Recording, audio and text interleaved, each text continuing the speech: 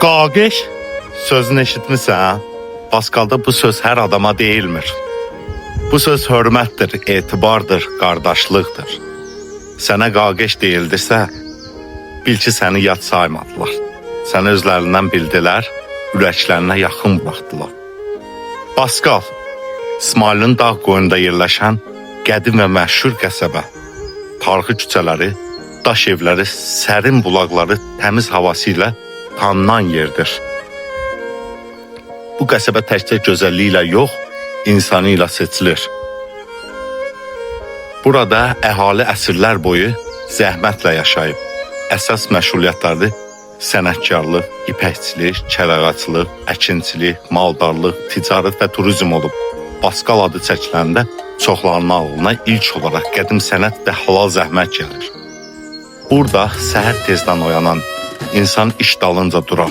Kimisi torpaqda işlər, kimisi sənətlə məşğul olar, kimisi qonaq qəbul edər, ruzusunu qazanar, kimisi də ata-baba peşəsini yaşadar.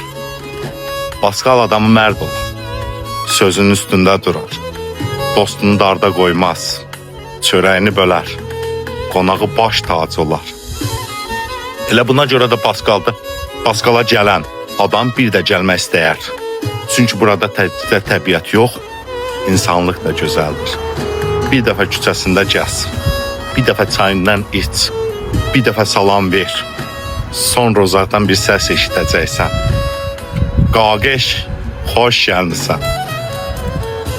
O anda anlayacaqsan ki, Paskal sadəcə qəsəbə deyil, Paskal xarakterdir, mərdlikdir, qardaşlıqdır.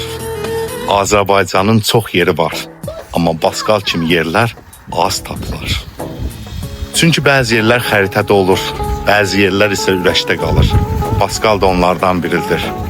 Qaqiş